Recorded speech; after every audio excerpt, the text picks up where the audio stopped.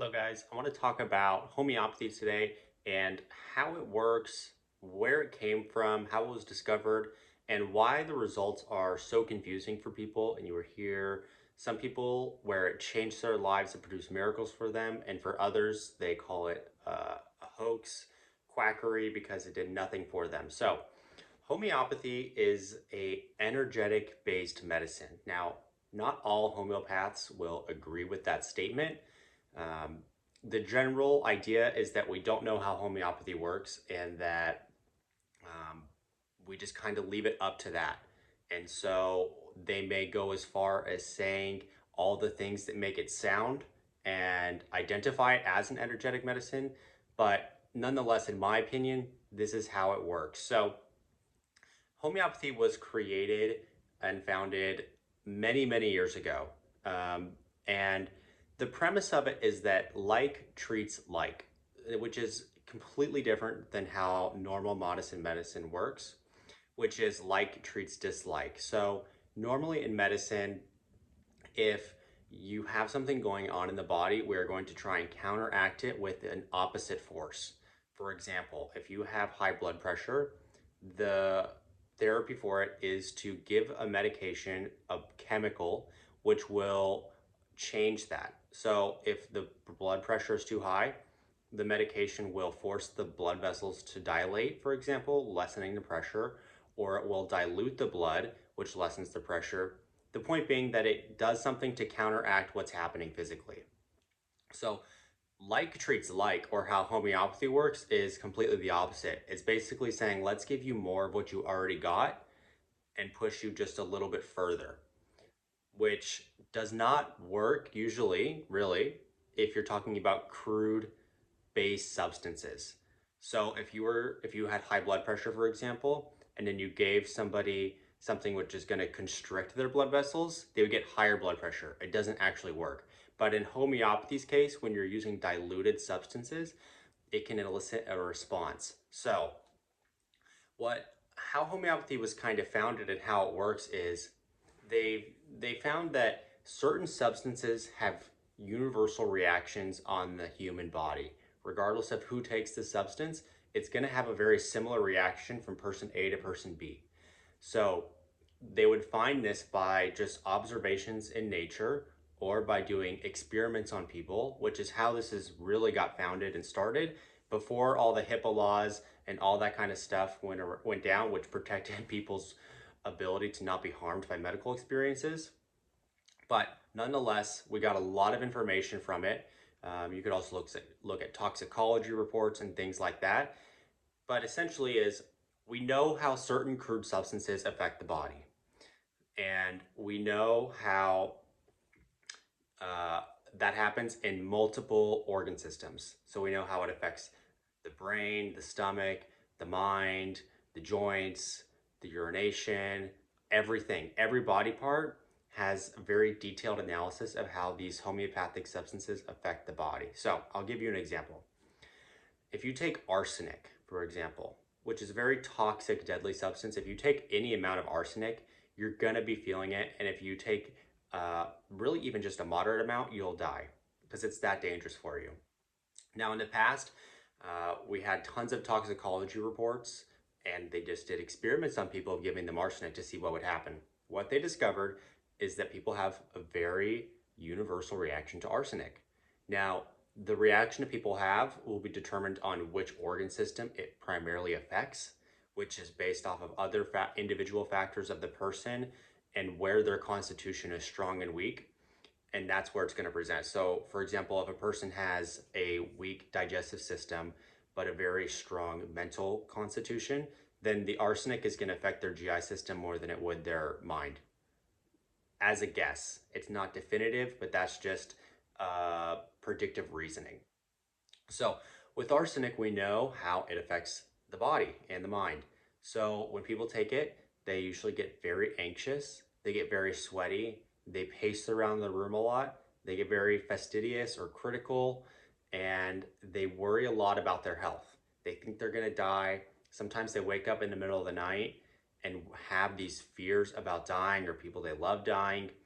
And that's just in the mind. If you go to the heart, it gives a lot of palpitations, there's a lot of pressure on the chest, a sinking feeling.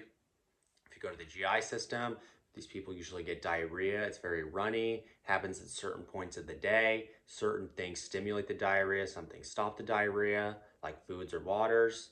Um, and you can go on and on and on throughout all the different organ systems. And this is how people react to arsenic. So we know how people react to arsenic. Now, what we find is in nature that some people are exhibiting symptoms of arsenic poisoning even though they never took arsenic.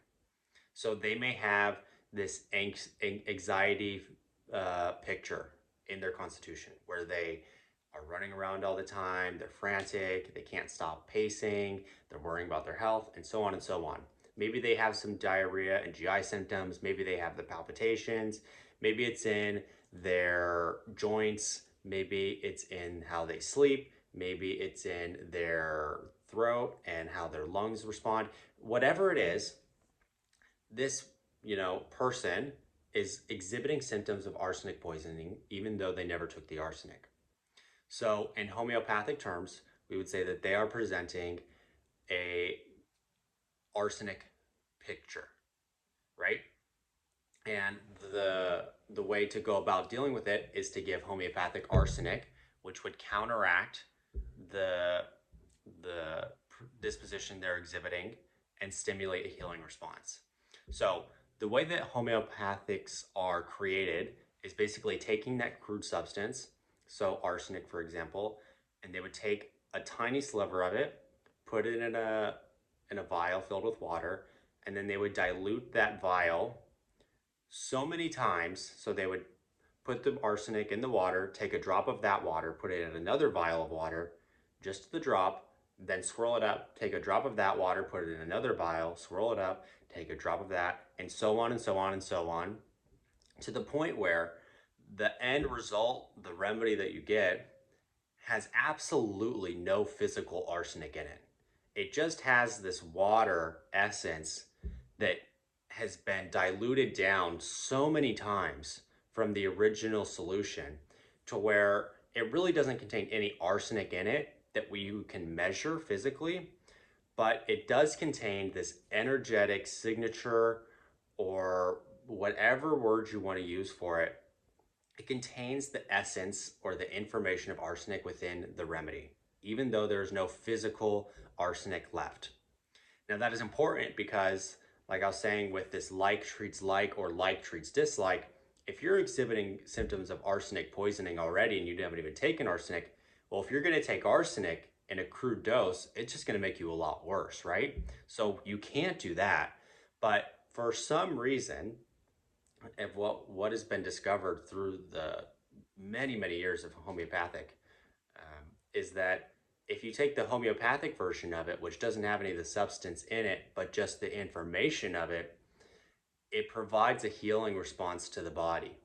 Now, it is like you're holding up a mirror to the body's constitution, the energetic forces that keep it alive and keep it operating the way it's supposed to. It's like you're holding up a mirror to it and saying, this is where you're off base. This is where you're exhibiting symptoms and you're not doing anything about it. And it gives the body's immune system, whatever you want to call it, the energetic blueprint of it, it gives the body's intelligence the opportunity to self-analyze itself and find out and become aware of where it is being dysfunctional. And once it becomes aware of its dysfunction, it can start going to work and distributing its resources towards healing that part of the body, whereas before it was glossing over it. That is how homeopathy works in a nutshell. It provides a healing response to the system, which allows the system to heal itself, which is a much more assured and long-term route to actually cure the thing that you're dealing with instead of just suppressing it or pushing it off into another system within the body, like trading apples for oranges. This is actually dissolving it at the core root because the body itself is healing the thing. We're not trying to heal it, we're just providing the body with the ability to do what it is designed to do, right? So the point with homeopathy, though, is that you have to find the remedy that actually matches your constitution. Because if you take the arsenic example, where they're pacing around the room and they have anxiety and they worry about their health, whatever it is, let's say that symptom picture, well, there are more remedies that cover that same symptom picture than just arsenic. So just because you have that one set of symptoms does not mean that you need arsenic or that you would be compatible with homeopathic arsenic. There's a handful of other remedies that it could be, and arsenic would do absolutely nothing for you. So the trick with homeopathy, and where so many people have bad experiences, or not necessarily bad experiences, but more so no experience at all with it, is because they're not given or they don't pick the right remedy for themselves, and thus it does nothing. And there is no healing stimulus that is activated within the body. You have to be able to prescribe off of the whole picture. So you can't just go off of one set of symptoms. This is why you can never, with homeopathy, say, well, this is the remedy for eczema, because that is just one organ system within the whole picture of the body. And there are many remedies that mimic eczema as part of their picture. Now, you could have that remedy work with things that don't even involve eczema because that's just a part of its symptom profile, right? So with homeopathy, you have to look at the whole person and diagnose and prescribe based off of that. And that will create the healing stimulus. Um, there are only so many ways that the body can express symptomatology, right? If you think about, there's billions of people on the earth, and everybody has a uniqueness to them in how their body functions and what makes it feel good, what makes it feel bad, and so on and so forth. But at the end of the day, there are only so many different ways the body can exhibit symptomatology, right? Like there's only so many ways that a snowflake can look. Now, there are a ton of similarities and there might be just tiny differences between them, but there are strong generalities or groups that people fall into with how their body presents with disease and dysfunction. And so the idea is that the way that the body can produce symptomatology mimics in a way the different elements that can be found in nature and on our planet. So a lot of remedies come from organically occurring substances, minerals, plants, and so forth. Like arsenic is naturally occurring substance, right? Most remedies are from naturally occurring substances, and so that they were organically created. And there's some affinity with how we produce symptomatology and the different elements and substances that Earth created as well, because we come from the Earth too.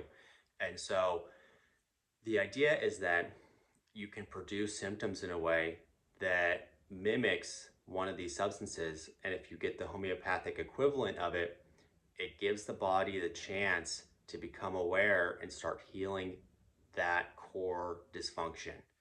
And that could go into many areas of your life and heal many different things, not just the one thing that you came in for.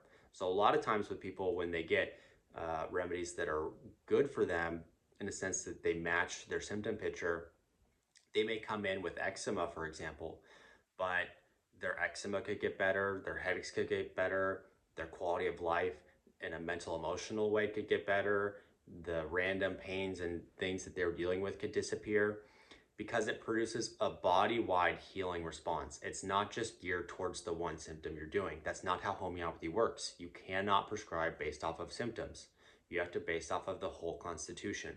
This is also why homeopathy will never be able to be studied in the normal medical literature that we are accustomed to seeing. Because the way that most medical studies go is that you give something for a specific symptom and then you measure the symptom. But homeopathy can't be just prescribed like that, because let's say you have a study set up where you have 20 people with eczema. Well, they could all use different remedies. And let's say you give a commonly prescribed remedy for eczema to all of them, only 3 or 4 of them might respond to it. and one or two of them might respond minimally and the other two might respond in a great way. But if you were to do that kind of study, your results would be, well, homeopathy doesn't work because this commonly used eczema remedy doesn't work on a majority of these people with eczema. But that's by design of how homeopathy is supposed to function. So you would never expect a study like that to produce results for you. It would be actually counter to what the philosophy of homeopathy is. I would never expect results like that from a study. So that's why one reason why you'll never be able to study it like that, and why people who are only willing to accept things into their mind that come from medical studies will never be able to understand homeopathy, because our way of studying and doing research is not evolved to the point that it can be applied to homeopathic remedies. So that is one of the reasons why homeopathy is so confusing for people and why it is so all over the place with the results you can get. And a lot of times, prescribing the right remedy is extremely difficult, and it's an art form. So the average person who doesn't study this stuff or do it for a living, their ability to guess the right remedy for themselves is extremely small. And most of the people that do that are getting more results and effects from the placebo effect, in my opinion, than from them being able to accurately prescribe the homeopathy for them. It takes skill, and it's an art form that you have to cultivate over many years to be able to learn how these remedies affect the constitution of a person and what remedy symptom picture that the person is naturally expressing. And so it's a difficult thing to do. The other problem with homeopathy, or difficulty with it, I should say more so, is that these remedies provide a healing stimulus to the body. Now that stimulus will wear off eventually, and you have to know whether to change the remedy or change the dosage at that time. So because it's a healing response, a healing stimulus to the body, right? You create the stimulus, the body responds with an immune system, and it goes and changes what's going on in the body for the better, and then you reach what we would call a plateau. Now at that point, you may need to dose the remedy more, and if, let's say, we're past that point and dosing the remedy more isn't creating a healing stimulus anymore, so you're kind of just plateaued. Now at this point, you either need to change the potency of the remedy, so change the specific dilution of it, which can provide a further healing response, and you have to know when to do that, right, in order for it to create the best response. Or the symptoms that you were originally experiencing have shifted to such a degree that a new remedy is indicated because it more fits the constitution that you're expressing, and you have to change the remedy to this new one to continue the healing stimulus response that you've been enjoying in the first place. And so homeopathy is not a static medicine that you can just say, well, this is what you're going to take forever, right? You may need to take a remedy for 1 or 2 or 3 months, and then that remedy, which at first was like a godsend for you and it did so many things, all of a sudden it does nothing for you anymore, and you have to change what you're doing. And so the name of the game with homeopathy is to be malleable and very on top of what is going on. And that takes effort and diligence by both the person who's taking the remedy and the person who's prescribing the remedy to understand what is going on in their symptom picture, because it changes. And we as patients are very bad at remembering where we used to be versus where we are now. And our subjective experience of our symptoms is usually not super accurate to the objective reality. And so there is an art form of navigating these difficult waters and knowing when to dose and what to dose at what time. And so that is just a little bit about homeopathy and how it works, why it's difficult to understand. But look, this medicine has been around for so many years, and it has provided miracles for hundreds and thousands of people. There's a legitimate philosophy and mechanism of action behind how this works. It is not just some random thing that some people get benefit from because of the placebo effect or whatnot. It's a proven thing that it works. It just is not universally applicated in an easy way. And so because of that, people get discouraged and want to write it off. But nonetheless, homeopathy can be great if you know who to go to be able to prescribe for the things that you're dealing with.